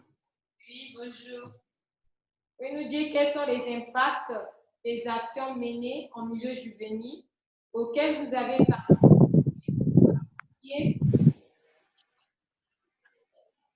D'accord. Je tiens tout d'abord à remercier tout le monde, surtout Florian, pour cette opportunité qu'il m'a accordée. Et je tiens aussi à me présenter tout d'abord.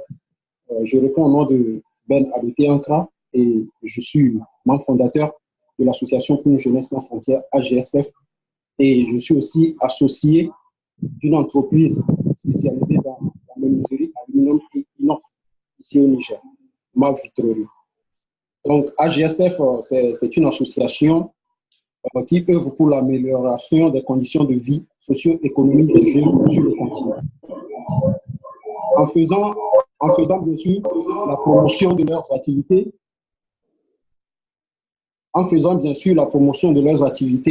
et en leur offrant l'opportunité d'une formation de qualité et aussi en les sensibilisant sur les réalités de la vie. Donc, à cet effet, nous avons mené beaucoup d'actions, tellement beaucoup d'actions, et au Togo, ici aussi au Niger, je tiens aussi à le préciser, je suis quelqu'un qui n'est pas né, comme on le dit, avec une cuillère en or dans la bouche. Non, j'ai beaucoup souffert entre griffes. J'ai dû faire des trucs, à faire des métiers. Si je vous dis, on ne va pas trop rentrer dans les détails. Et ça m'a beaucoup appris. Entre autres, à Lomé, j'avais passé presque toute ma jeunesse à Lomé. Et là, j'ai travaillé dans des entreprises parce qu'il n'y avait plus rien à faire en ce temps, si j'ose le dire, bien sûr. J'ai dû travailler dans les entreprises comme Amina, une société de mèches, de fabrication de mèches, dans une société comme Famille. Et là, j'ai beaucoup appris. Mais ce qui a changé ma vie, c'est en fait une rencontre. J'ai fait la rencontre de Andrea. Andrea, c'est une Roumaine. Elle était à Lomé et c'est elle la présidente de Zuri Association. Donc, par sa motivation, par son sens du travail bien fait, elle m'a donné envie, en fait, de devenir ce que je suis aujourd'hui. Associé, bien sûr, associé de ma vitrerie. Donc, je reviens à ce que je disais. Donc, avec AGSF, on a eu à mener des actions au Togo et en association avec d'autres organisations dans certains pays comme le Gabon et aussi ici au Niger. Donc, au Togo, dans une ville, ça s'appelle Tchekor, dans le lycée de Tchekpo, on a dénombré 25 cas de grossesse. Et AGSF fait partie là-bas. On a bien sensibilisé ces jeunes, oui, ces jeunes lycéens et collégiens. Et ça a beaucoup touché certains d'entre eux. Ça les a aidés. Et aujourd'hui, Dieu merci, on peut dire qu'à Tchekpo, au lycée de Tchekpo, il y a 0 cas de grossesse. Avec un partenariat, AGSF, bien sûr, en partenariat avec Ma Vitrori, on a lancé une formation gratuite ici au Niger. Une formation pour les jeunes désireux d'apprendre le métier d'aluminium et inox. Donc, une formation gratuite et on a eu à former 15 jeunes Nigériens. Aujourd'hui, ils ont leur atelier, leur business et toutes ces choses. Ce que je tiens à dire à la jeunesse, c'est en fait, rien n'est facile. Rien n'est facile. Et surtout ici en Afrique, sur le continent. On dit très souvent que ce qui peut faire pleurer un Européen, que les conditions de vie sur le continent ne sont pas assez bonnes que ça. Donc, la jeunesse doit tenir fort. On doit se battre. Moi, je suis aujourd'hui ici dans ce bureau assis. C'est parce que je me suis battu. J'ai suivi des gens, j'ai appris des gens, je me suis tué, j'ai encaissé tous les coups, raison pour laquelle aujourd'hui je suis ici. La jeunesse aujourd'hui pense en fait que le fait de devenir leader, le fait de concrétiser ses rêves, ça vient, ça tombe du ciel. Non, non, ça ne tombe pas du ciel. C'est un combat dur et si j'ose le dire, ce n'est pas donné à tout le monde. Parce qu'il faut vraiment se donner à fond pour y arriver. Donc, je pense que c'est tout ce que j'ai à partager avec vous ce matin. Et j'espère que beaucoup de gens apprendront. 6 mois aujourd'hui, je suis arrivé là. Je ne peux pas dire que les gens m'ont aidé. Non, pas du tout. Pas du tout. Personne ne m'a aidé. Excusez-moi le thème. Personne ne m'a aidé. Mais je suis arrivé là parce que je me suis battu. Je me suis donné à fond. J'ai tout donné en fait. Et je compte encore donner plus. Et je compte encore donner plus. Excusez-moi. Pour faire de la jeunesse africaine, pour aider ma jeunesse à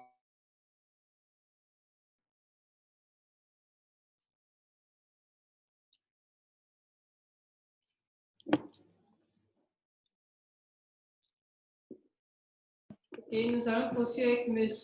Feignan-Coco. M. Feignan-Coco.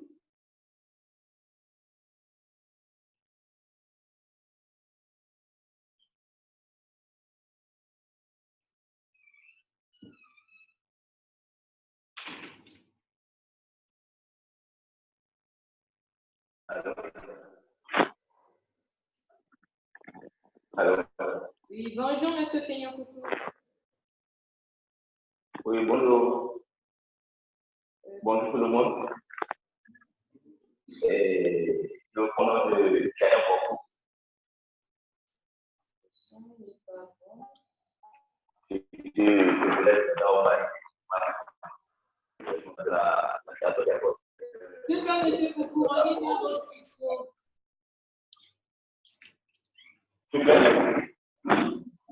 Éloignez-vous un peu. Allô? Oui, éloignez-vous. Oh. Ok.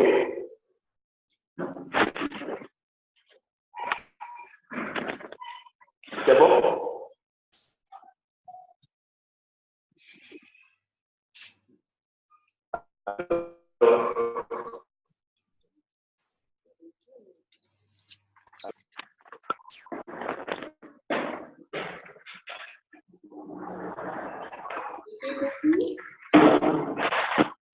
Oui, allô?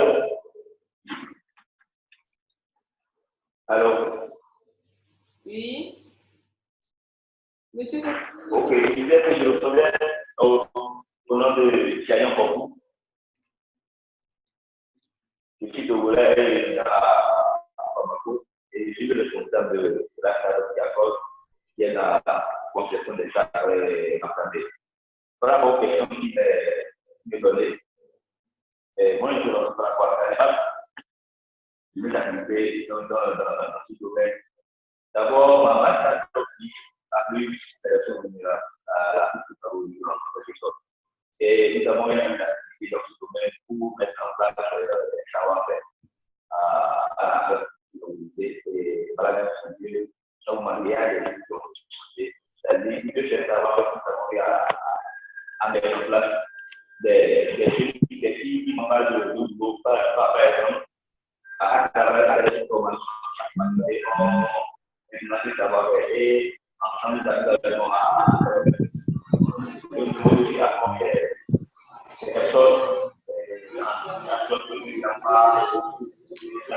Monsieur Fénion, excusez-moi, votre son est de très mauvaise qualité, on n'arrive pas à vous écouter. Je pense que c'est peut-être un problème. On n'arrive pas à. C'est pas vraiment audible. Allô? C'est bon? Essayez encore. C'est bon? Allô? Ok, allez-y. Ok. Bon, je disais, par rapport à la question de. D'abord, je vais commencer par rapport à la question de leadership. Donc, j'aimerais vous apporter ma contribution par rapport à la définition de façon brève. Bon, le leadership, comme on le dit souvent, c'est un truc de leader. En anglais, ça veut dire qui diriger les gens. La vie par rapport à cette question, je pense qu'un leader est plus dans les cas pratiques. C'est vrai, nous sommes là à parler, à dire des choses que nous ne faisons pas. Un leader doit dire ce qu'il fait, mettre en pratique ce qu'il fait. C'est vraiment important. Parce que si un leader ne fait pas ce qu'il dit, c'est un truc qui n'est pas vraiment intéressant par rapport à ça. Maintenant, pour répondre à la question qui m'a été posée, vu mes activités et vu que je suis le responsable de la start-up Diacol et dans la confession des sacs macramés, et nous avons lutter contre la pauvreté en offrant un savoir-faire à la petite défavorisée. À travers ces start-up, il y a des vies qui ont été changées. Je m'explique. Des personnes avec ce savoir-faire arrivaient maintenant à se prendre en charge. Nous avons eu à former une fille à Lomé, une fille à Lomé qui n'avait rien à faire. Elle n'avait pas de boulot, elle avait terminé, elle n'avait pas de boulot. Mais à travers nos formations de FIACOL, maintenant, d'abord, elle a un savoir-faire. Et secondo, elle arrive d'abord à transmettre ce savoir-faire-là à d'autres personnes. Ce qui permet à cette personne aussi d'abord de se sentir utile à la société. Parce qu'il est vraiment important qu'en tant que leader, on doit penser d'abord à transmettre notre savoir-faire. C'est vraiment important qu'on pense aussi à ce côté. Parce que si un leader est là, comme les précédents l'ont dit, s'il n'y a pas le sens de la transmission, je pense que ça ne sert à rien d'être un leader, sérieusement parlant.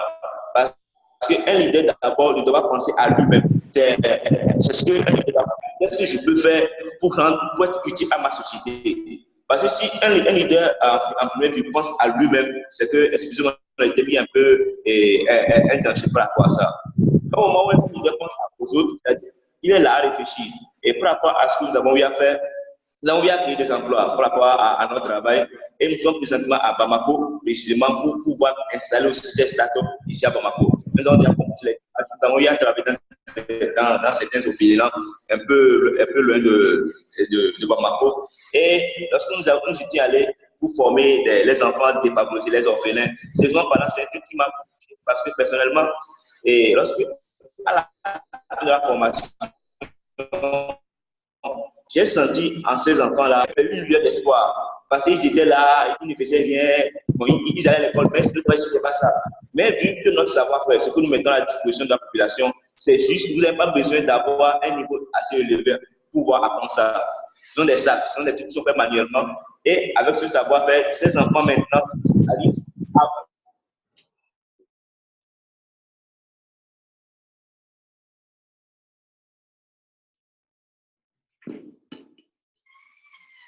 On l'a perdu. Je vous invite aussi à lire les contributions de ceux qui nous suivent de partout en Afrique. Des contributions que je pense aussi qui peuvent être instructives pour chacun d'entre nous.